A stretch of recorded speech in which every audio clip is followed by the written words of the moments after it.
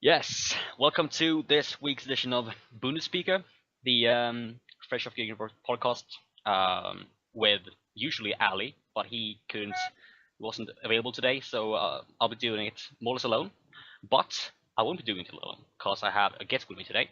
I have Ali Haggis, who isn't here. I have Alex Howell, sorry, Alex Howell, Always. um, here with me at Bundesliga UK. Is it? Yeah, that's it. Correct. Good. Would you like to introduce yourself and or talk about a bit about yourself? Well, well, I don't know really to start. Really, I am currently in college in the UK, and somehow I'm a Bundesliga fan, and specifically an Ingolstadt fan. And on the side, I write a few pieces about my own musings. Okay, like we all do. Sounds good. Okay, Awesome. so today we'll start off with usual thing. We'll do a well, review of last weekend's games, two games, one game each, and then we'll talk about something I've been a bit intrigued about lately: the stigma of supporting a successful club like Leipzig or Bayern or Dortmund, and well, whether there is a stigma or not. And then we'll move on to how it is to be a Bundesliga fan abroad, that is, not in Germany. And I'll talk a bit about my experience with Frankfurt, and Alex can talk about a bit about his experience with Ingolstadt. And well, then we'll finish off with a few previews on next weekend's games. Um, so yeah, I can start off if you like Yeah, with sure, if you want. with my well, the game I was most intrigued about this weekend. Of course, Frankfurt Dortmund. My beloved Frankfurt faced Dortmund at home and did what I hoped they would do. They outplayed Dortmund more or less in a few aspects of the game. They pressed high and won the ball high, and they disturbed Julian Weigl, which apparently was the whole game plan for Niko Kovac. And because if you cut out Julian Weigl, they haven't got this ball playing midfielder anymore. And Yeah, of with it, course it's. yeah, and was very successful and very nice to see. And we won 2-1 through Hushdi and Seferovic goals, and Aubameyang scored for Borussia Dortmund. And I did really enjoy this game. Uh, did you watch it? I didn't watch it. I was at the time. I think it was the same time as Ingolstadt, but what I will say is it didn't actually surprise me that you beat them. I think Frankfurt beat Dortmund last season, if I'm right, Yep, at home. right, correct. Uh, Especially with the form you're in, it didn't surprise me one bit. Fair enough. I felt mostly the same. I told my colleague at my Swedish site that I wouldn't be surprised if we would beat them, and he said like, well, that would be so Bundesliga. First Dortmund go and beat Bayern, and then they go and lose to Frankfurt. Different. Yeah, which is very Bundesliga. It is. Some say it's predictable. I say, well, it's not, and this is proof of that.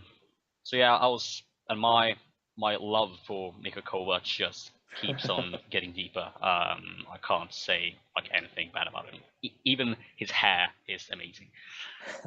Uh, he's I like the think human personification of our eagle, more or less. it's a new one for me. But I think what it dictated the most, I mean, not about Frankfurt, but Dortmund in particular, is that, especially with the loss of people like Hummels and Gundogan, is that they do have a soft underbelly that can be gossed at when they go to places like Frankfurt that won't be the most welcoming. And I think that's as where they fell down last season. It could be the same again, where they perhaps fall away in the title race. Correct. Yeah, of course. And I think this game in itself was kind of a monument of what has gone wrong for Thomas Tuchel this season. That their plays, well, they're more reliable on a certain system, and when that system doesn't work, well, then it's going to well, going to hell more or less. So and as we've seen with, for example, Mönchengladbach, when you have one system and that doesn't work, when you have one plan that doesn't work, as we've seen with Arsene Wenger at my beloved Arsenal as well. That when you've got one plan it doesn't work and you haven't got a plan B, what do you do then? Well, of course, on a smaller scale, you could maybe see that with English, that with Haas and Hurtel not knowing how to play the same plucky way and without that struggling. Okay, yeah, fair enough. And talking about English stats, do you watch English at Wolfsburg? I didn't actually. I was at Manchester City Burnley. Wow. Okay. Fair enough. In fact, I was with actually one of the main one of the main fans who's over in the UK, and we was seeing it come through together on the feed. But from what I hear, it was a much improved performance, especially at home. We've hit the post 3 times and missed a penalty. And if you know anything about English stat this season and last season, the fact that we've had so many chances on target can only be a good thing. We've struggled in the past, season and a half to create chances. So in a sense, although I'm disappointed that we didn't, get 3 points, the performances have been much improved under Val Purchase. I think the goal I saw both goals, and it is disappointing. The equaliser, it was such a scrappy goal, but like I said, I'm quite confident under Val Purchase so far. Yeah, I can see that. I can really see that. They seem like a different kind of animal right now, English and it's good to see. And I'm even more shocked to see Wolfsburg being that bad because I really didn't think. I watched like 20 minutes of that game, and I was amazed by how horribly Wolfsburg dealt with the press from the pressing that Ingolstadt had, and how horribly they faced almost any 1 versus 1 situation, and I think that probably Wolfsburg's defense is in itself not good enough for top of the Bundesliga, or fighting for top of the Bundesliga, and it seems like if they can't score, well, that's the season for them, and they can't score right now. They need some scrappy goals, and when they get some scrappy goals, well, then they do win points because it seems like they have quite a lot of luck in defense as well. But if I was a Wolfsburg fan, I would not be glad with their performance, nor in this game or in this season at all, to be honest. Yeah, definitely. I'm looking at their 11 from this weekend, and the players have got an attack can rescue points in games for them. But I think, like you said, when it comes to defence, I'm looking. Rodriguez centre half is. I mean, it's not going to end well in the long term, and it's somewhat a shame to see where they've ended up, especially the season with De Bruyne and how much of a exciting team they were. I think it's a shame to see them down so low. I'm not moaning because Ingolstadt have gained a point from him, but in terms of just a football connoisseur, it is a sad sight to see. Yeah, can imagine that. Yeah, it's a real shock to see them this horrible. But with the new manager, Ismail is called, I think. He doesn't seem to accustom to Bundesliga quality. So I'm not too surprised that I was surprised during Hacking that things went so bad, but during this, Coach Ismail, I'm not as surprised because I can't see him staying for too long. Seems like he's more or less like an interim manager. He has to be.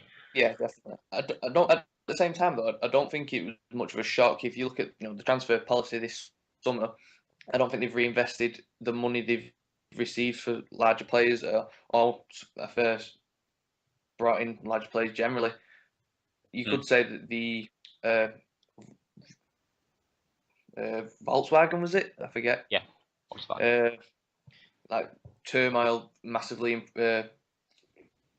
impacted them, but yeah, it's a sad sight. Footballing terms. I even heard a rumor well, maybe it's true, and that Wolfsburg will cut the funding to Volkswagen will cut the funding to Wolfsburg. That's what it is. Yeah, too. Yeah, and that's the question: what will happen But, then to Wolfsburg? It seems well, like I believe the funding was going into on a new training facility or something of the same sort. okay. And it was straight after the De Bruyne thing, so I think it has quite impacted them a fair bit. Yeah. Okay. Yep. Okay. So we'll move on to the second part of this podcast. The something that might even have affect your choice of team. It did in my choice of teams, at least. The stigma of cheering for a big club, a successful club like Leipzig, or well, now it's a successful club like Leipzig, or well, Bayern Munich or Dortmund, because it seems like if you go, for example, on Twitter or Facebook, and you say that you are a Dortmund fan, or you say that you are a Bayern fan, or even worse, a Leipzig fan, people will look at you and think, well, he's plastic. He hasn't got any tradition whatsoever. And do you think I would be right in saying that this kind of, well, stigma, it is a stigma, has affected you in your choice of teams, which is, of course, Ingolstadt, because Ingolstadt isn't perhaps the most obvious of teams when you're from England or, well, any country, more or less. Anyway. Yeah. Has it affected you anyway? I think I'm a different case to most in that whenever anyone asks me why do I support Ingolstadt, I never know the answer to that. But I think it does affect definitely because I mean even with many people's choice of Dortmund, people chose Dortmund to be the cool person when Klopp was in charge and they reached the Champions League final. Mm. And I think it definitely does impact people because I think when I first got into the Bundesliga and the social community that there is over social media, there was much less of, I'd say, supporting of the other clubs. And you can see recently, if you look around now, these fan clubs, English ones, for teams like Darmstadt, Ingolstadt with myself, Dusseldorf, Hanover, obviously the largest teams, but compared to what you'd imagine in terms of supporter bases, it is, I think, a growing factor for many people. That being said, I think Leipzig are the new Dortmund for people who don't know too much about German football. You see it with the Yeah. coverage by companies like BT, and it's like, oh, such a great achievement, the Leicester of Germany, and people jump on the bandwagon without knowing the true facts Yeah. to think, oh, I'll support Leipzig. So I think, especially in terms of Bayern and now Dortmund, it is becoming a major factor. Okay. Yeah. Because I personally was affected by it. Well, more or less in my own family, because I was raised as an Arsenal fan from like I was like 1 year old. 1 year old, and well, my dad has been very, very. He's been a fan of German football for like 30 years, more or less, and he is Stuttgart fan. So when I was to choose a team, kind of my initiation right to German football, it was more or less forbidden to choose Bayern Munich or Dortmund, because I mean, he didn't say it was forbidden, but it felt like I can't choose one of these teams, and um, I probably choose. I would have chosen another team than Frankfurt. I would probably chosen like Leverkusen or Gladbach. Probably Gladbach would have been the most sensible choice at the time. However, um, my choice of Frankfurt is as your choice of Ingolstadt. I can't explain it at all, but I think this stigma is one part of it, because I I didn't fancy like Dortmund or Bayern because I knew that I would be called plastic. I would be called, well, hopping on the bandwagon. While when it comes to Frankfurt, it's not people know about it. You can perhaps even brag about it a bit and say that, well, I like Frankfurt. Wow, how's that possible? And etc. etc. etc. Which is, and that's kind of it's something to make it interesting to people, if you know what I'm saying. So in that way, to be an outsider, I chose Frankfurt. And I think nowadays it seems like being an outsider is not being an outsider. Choosing Bayern through psychology. Yeah, it is. So choosing Bayern, Dortmund, or nowadays in Leipzig, that's being an outsider. And it's truly changed. It's kind of a paradox because people have strived for being not normal, but they have become normal, and that's quite amazing to see. I think that's really interesting. This stigma, and I'm not necessarily saying that we need to get rid of this stigma because that's how it is, and that's how it's been for quite some time. But if it does affect well, the relationship between clubs and between fans, and that there's some kind of crack between the big clubs fans and the small club fans, then perhaps everyone else. Problem. Yeah. Well, what I will say is, I think, personally, my first memories of German football were going to watch Manchester City in the Champions League at teams like Hamburg and Bayern. And at first, it's quite easy to be drawn into the division watching teams like Bayern, especially that was what it was for me going to the Allianz. Draws you into the league and the culture around the league. But then after that, I look back at it now and I think I don't see any enjoyment in supporting a team like, especially Bayern, expecting to win every week, having to win every week, the league being the bare minimum to win. Supporting a team like Ingolstadt is a lot more rewarding, I'd say. You know, the win against Darmstadt the other week, it was, it's a big occasion, 3 points, how great it is. So I think in terms of, for anyone watching who maybe, or listening, who maybe deciding a team, I think just go wherever it fits. I think you don't have to just explain why it happens. If it fits, it fits. Great. I probably have more or less the same story. I went to Dortmund during this kind of a bandwagon-ish phase, and I experienced German football for the very first time live. I had been to a few German stadiums, but I was during the World Cup of '06. But I really experienced German football for the first time when I visited Dortmund.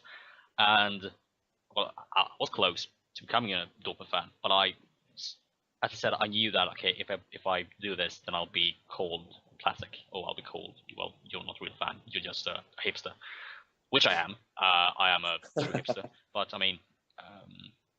in the wrong kind of saying. So yeah. So you think this stigma, as I like to call it, I think it is. Do you think it's a problem, or do you think it's like just natural? Before you said natural, it was the word that came in my head. I think in any sport, really, I'm not sure on the nuances of other sports, like American football, maybe in other big teams, but I think it happens regardless. Anyone who follows the winning team will be branded that. I don't think necessarily it's a problem. If someone wants to support that team, it's their decision. Whether they get the same enjoyment out of it as I might do supporting Ingolstadt or you do supporting Frankfurt, it's debatable. So I think it's natural, really. Yeah, I agree. As I said, I don't think we need to radically fix anything or go anything, but it's something to keep an eye out for if it becomes a problem. So now, Alex, I'd like you to. You've done a bit thus far, but I'd like you to just explain why Ingolstadt. As you said, you have no idea, but if you can try to express some kind of a why you chose and how it is to support a German team when you live in England. You do live in England. Sure. Yeah. Yeah. Well, like I said, I mentioned with the Bayern Munich game, it was the 2011. If anyone remembers, we were beaten 2-0, and Tevez gate happened. And at the time, I was lucky enough; it was Oktoberfest. Oh wow. So for anyone who's been to Oktoberfest, they'll know how much of an event that can be. And from there, I was sort of hooked with not only German football and Germany itself. I was always been interested in Germany, but I became hooked on Bavaria and Bavarian culture and Bavarian Hmm? football. And so from there, I've becoming more sort of interested in Bavarian sports, and FIFA. I think it's very accessible for people who don't live in that country. I've looked around at all the other teams, and eventually it was the end of the 2013-14 season. I'd known of Ingolstadt for a fair few seasons before that, but eventually it just sort of happened that season. I started following them, and thankfully for me, the season after was our greatest ever one, and we got promoted. But I think, like I said, I don't think it was there's a standout event where I say this is why I support Ingolstadt. I've been asked in interviews for university quite recently why Ingolstadt the place. Why I'm interested in Ingolstadt the place, and again, I don't know. I think it's just sort of happened, but hey ho, that's how the best interest in your life happen, I suppose. It is.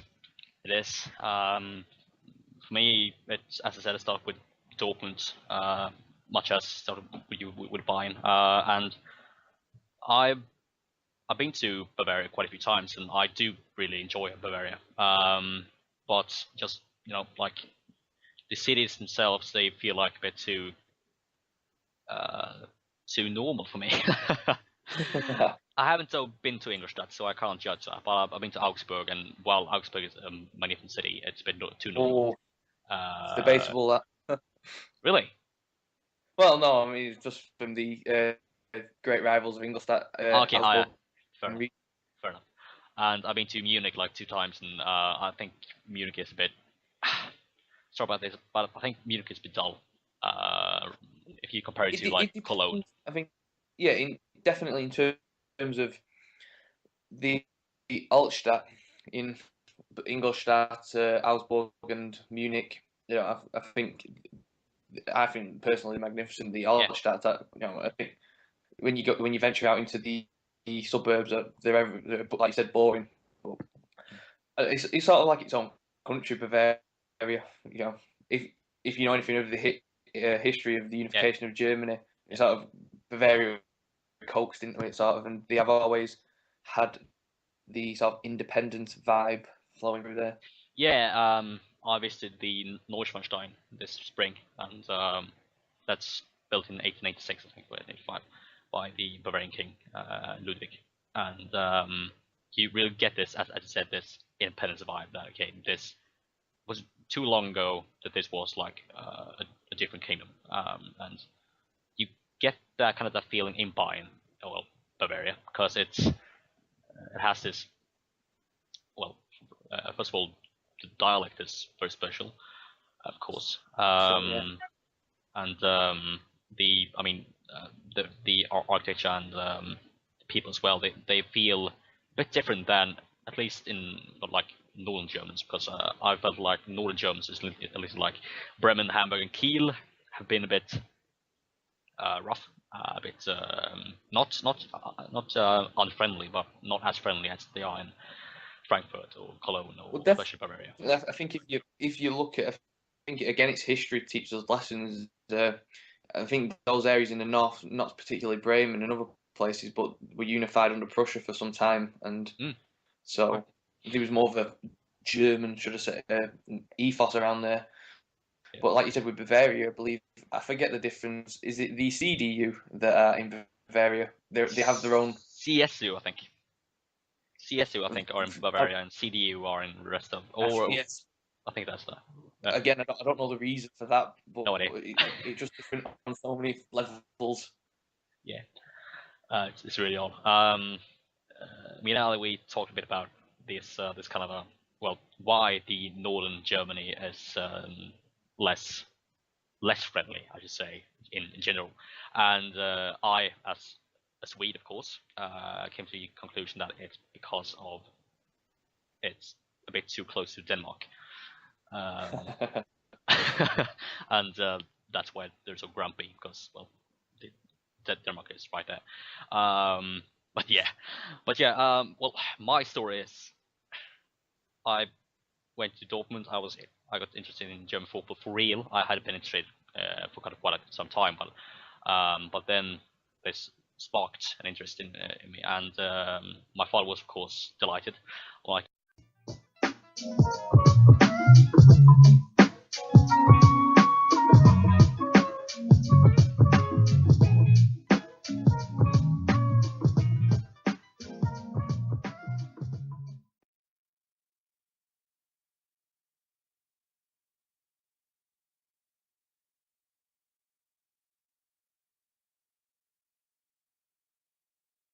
okay, yeah, due to some technical difficulties, we had to cut and redo it, but here we are now. And I was telling about my story of being a football fan of a German team abroad in Sweden, that is. And I, as I said earlier, I went to Dortmund a few years ago, and I got really into German football, and even more than I had been before.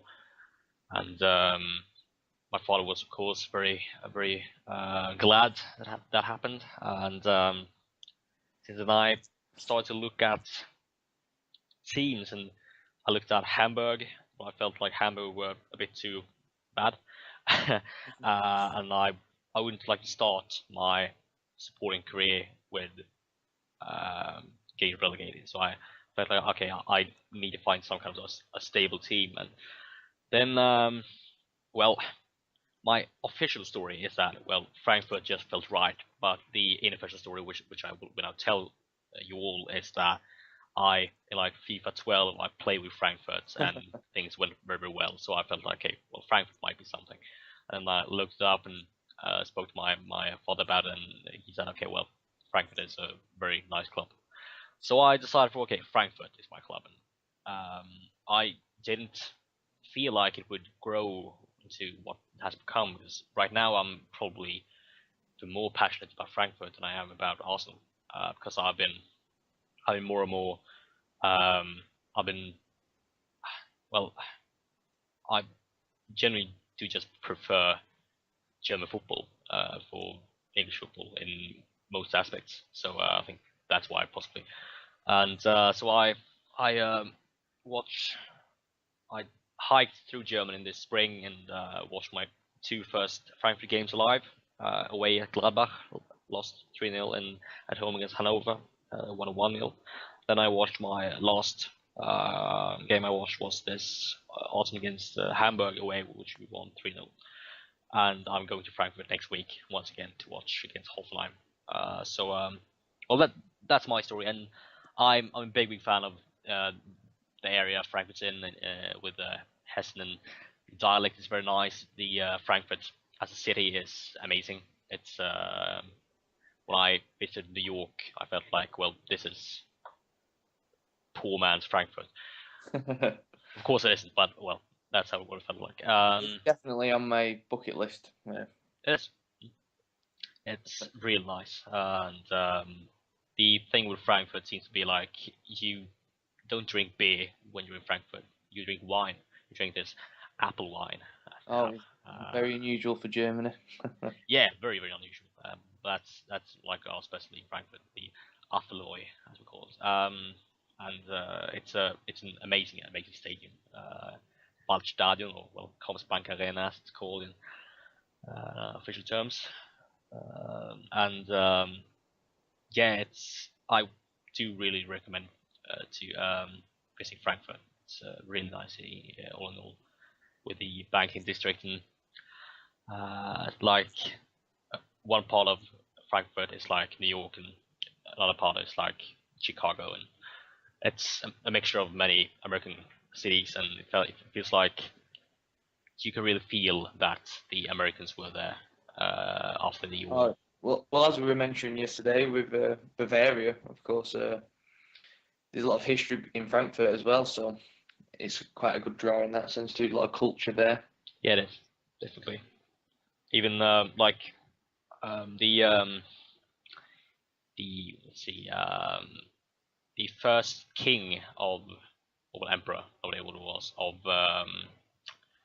Netherlands was from Frankfurt actually, and the fact that the Netherlands or Holland have um, orange shirts in football, for example, is because this king came from Oranienburg, which lies right like a few miles from Frankfurt. So the orange color on the shirts of Netherlands comes from Frankfurt from the beginning, which is quite cool. And during the 70s, for example, in Frankfurt, this RAF, it's called the Rote Armee Fraktion, terror group, left-wing terror group, where Frankfurt killed like 3 bankers, like dragons, I think. 3 in Bad Homburg, which is the rich man's. Well, and of course you can't forget the Rothschilds, who originally. Yeah, right, correct. They are from Frankfurt as well. And for me, as a Swede, Frankfurt is also a bit fun because Swedes actually conquered Frankfurt in like the 30 Years' War. Oh, yeah, Gustavus Adolphus, is that? Yeah, Okay. He did, and they conquered both Wiesbaden and. Well, there's one city they didn't capture was Ingolstadt.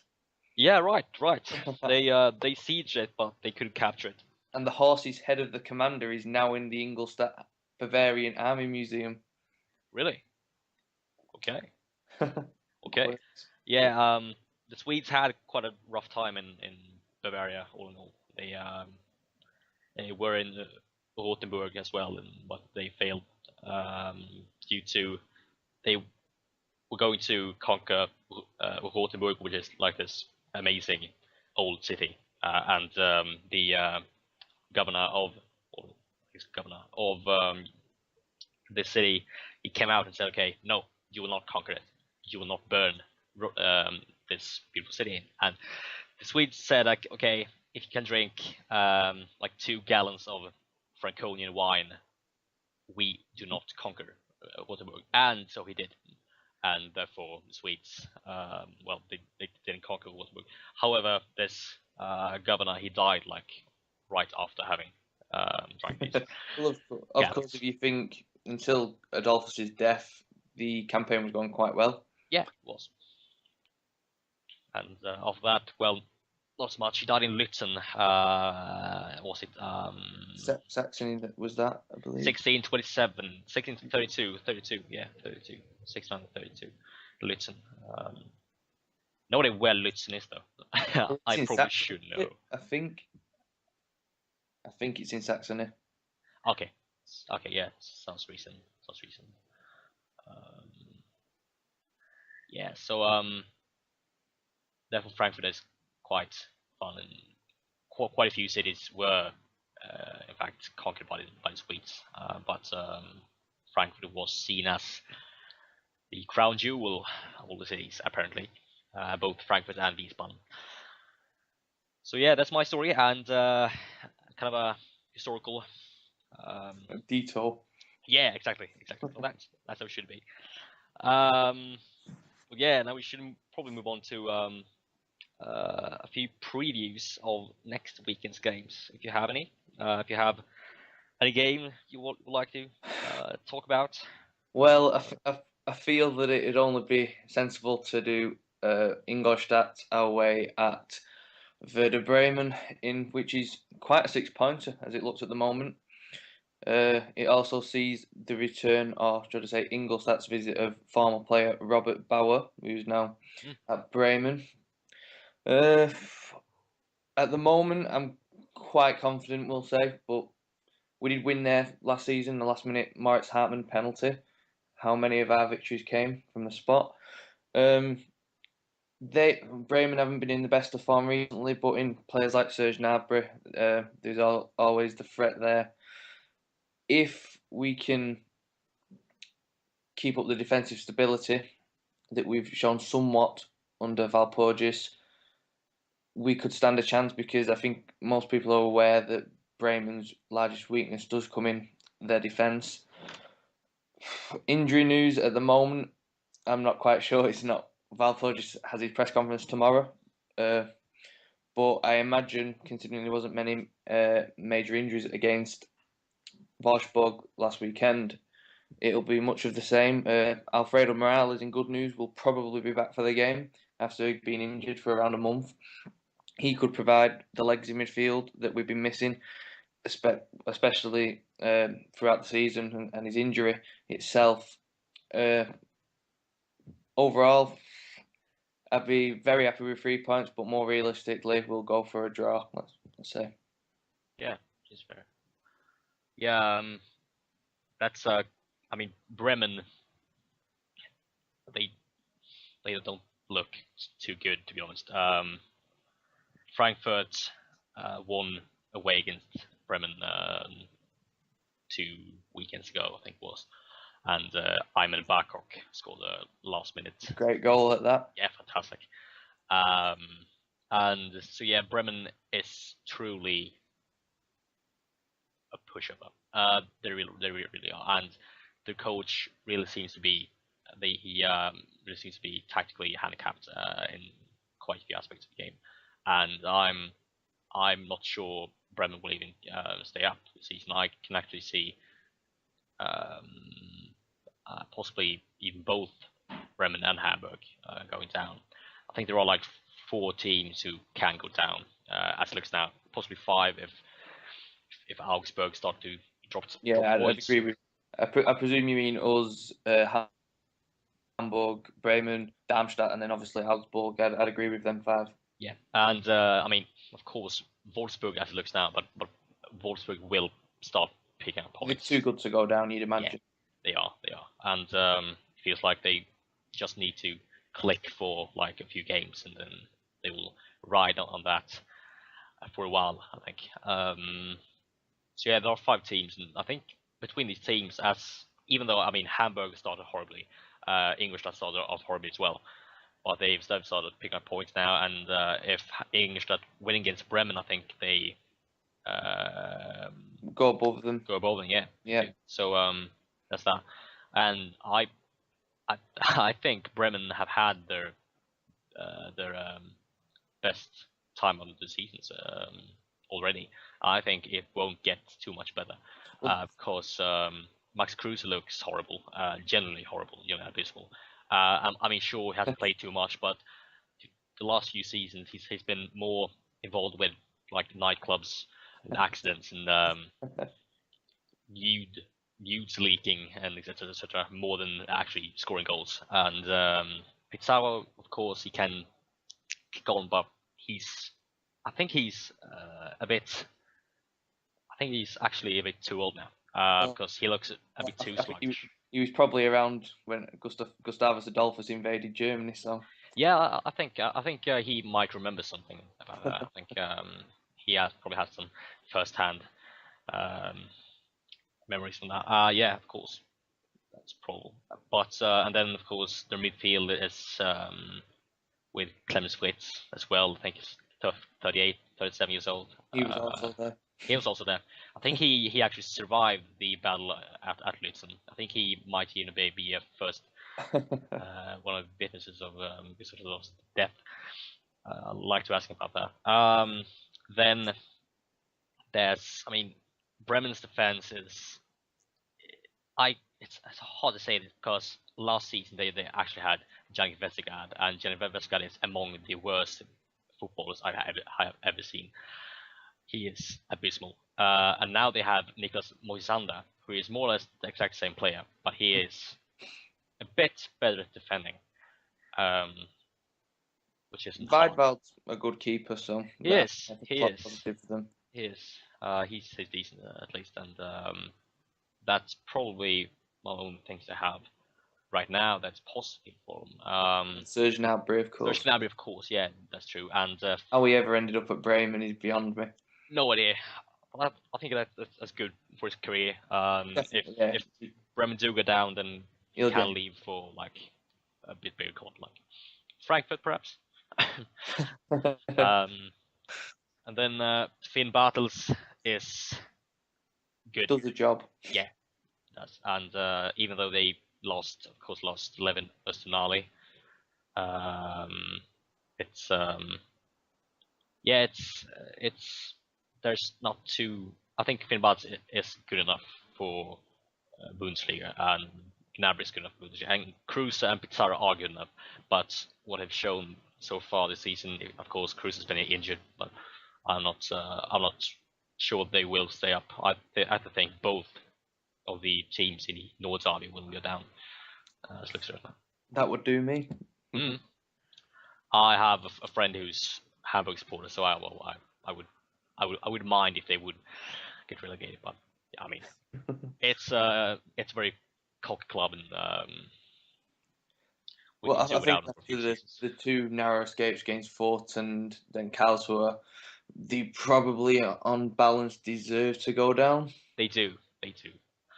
And considering they actually racked up the worst start of a season ever, like Bundesliga, so it would be a miracle if they actually do stay up.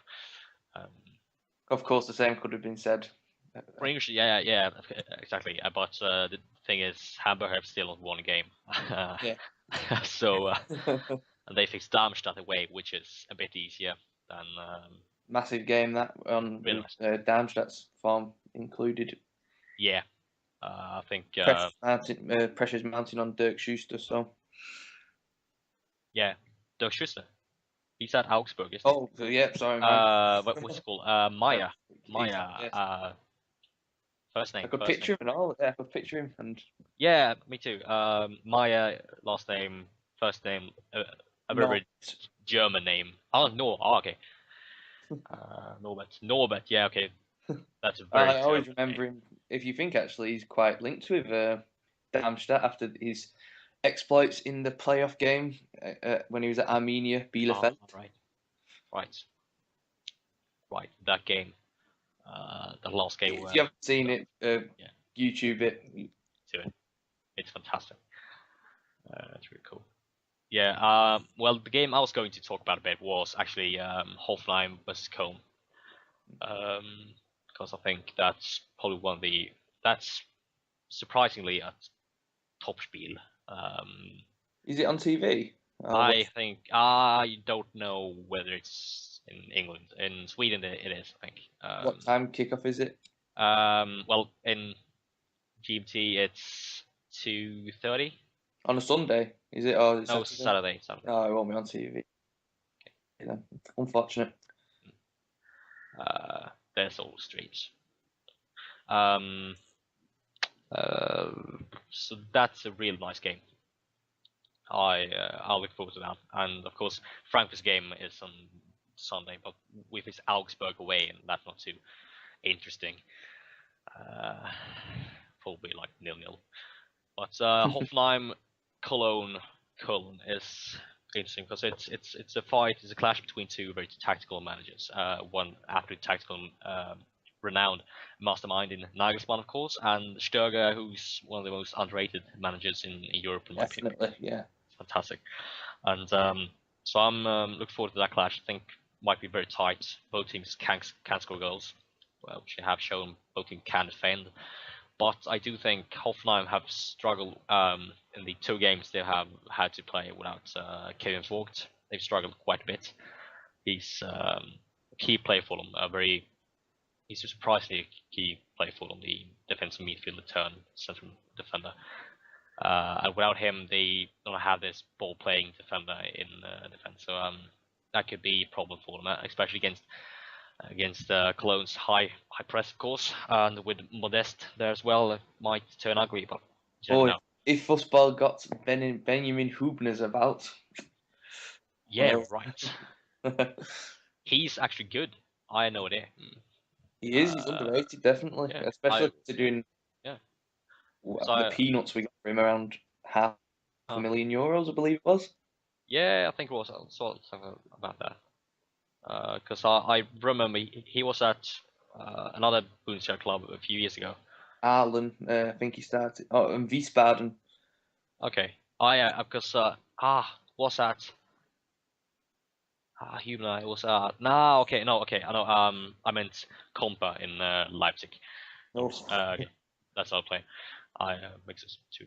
Yeah, but I am. Human is one of those players who he he's he's limited, but he he's still limited. does. Yeah, exactly. He's a very good defender, and I'm surprised. For example, Fabian Schär hasn't played a bit this season. Is he injured? It might be. Ooh, well, I don't believe Hubner was starting at the start of the season, so Okay. he may well be. Mm, okay. Okay. Good. Well, because I mean, Schüler is of course a very very good defender, chased by most clubs in Europe, and very fantastic talent. Born 1995, a year before me, oddly enough. Um, and they have a very interesting attacking formation as well, with of course Demirbay and Amiri. Amiri born 96, same year as me, which is even more horrible. And with of course both Kramaric and Sandro Wagner, so it's a very interesting lineup of time. Cologne with of course Modest and the miracle man Marcel Risse, Ooh, whose goal against Gladbach was one of the most fantastic strikes I've ever seen live. Live on on TV. TV, of course. And I think I found out after the game that at first he'd intended to cross until Modesta had told him to shoot. So Wow, yeah, wow, that's what a hero, Molester. Oh yeah. Would that be counted as an assist? he rolled it, didn't he? So Oh yeah, okay, true. Because oh yeah, he did. Right. So he got the assist. Good. Because I feel like if he told Rissa to shoot, that should be counted as an yeah, assist.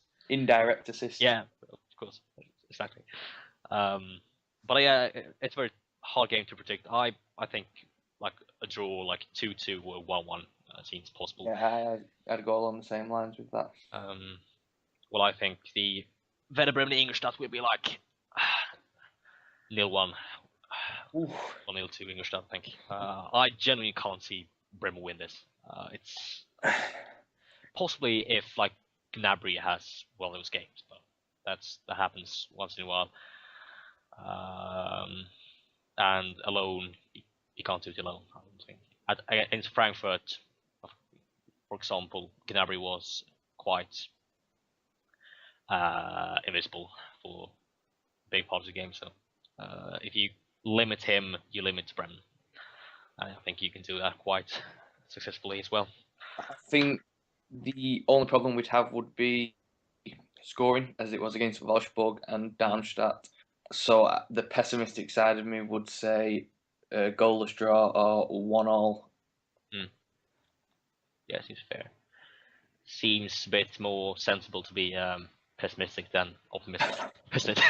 Ingles. Yeah. It was like that last season for me with Frankfurt. I was going into games being a bit pessimistic, but and then if Frankfurt lost, which they often did, I wasn't too um, distraught, which is Well, naturally, I was doing the same last season, and every week, well, very often, it came out the opposite way, and we'd end up shocking this team. So yeah. I think the Kauczynski days have put me back in my pessimistic box, so to speak. Yeah, I can imagine. For me, this season I've been pessimistic for Frankfurt, but I've been absolutely shocked. Almost every game I've been shocked by Frankfurt. Um, I said before the game against Dortmund that okay, we could possibly pull away with a draw here, and that'd be a very a very good result. But then we won, and I was probably in shock until yesterday, more or less. Um, Yesterday it sunk in for the first time. Okay, we've beaten Leverkusen, Schalke, Dortmund, and Cologne, of course, at home, and we've drawn 2 games against Hertha and Bayern Munich. That's sensational. Yeah. That's it, I think, for this week's BundesSpeaker from Fresh Off the Gegenpress. If you don't have any other things to comment on or say, Alex? Not specifically, but I'd like to thank you for inviting me on, first and foremost. Thank you for joining us, or well, joining me, of course. It's been a pleasure. It's been a pleasure, Alex. And thank you all for listening. We could possibly repeat our Twitters. I'm at Falkfoot. That is Frankfurt, but instead of Frank, Falk, Falk, at Falkfoot. Very fun, I think. And you're at Bundesliga_UK. There we go. Go and give us a follow if you haven't already, and to give Fresh Gegenpress a follow as well. There's always new content on our site, and we are very happy to bring in new writers and new editors every week. And Alex, for example, has written an article for us and was very, very happy with that. And yeah, we are very glad on the site with how things are turning out. Very glad that you are reading our pieces and listening to our podcast, and we will see you in a week.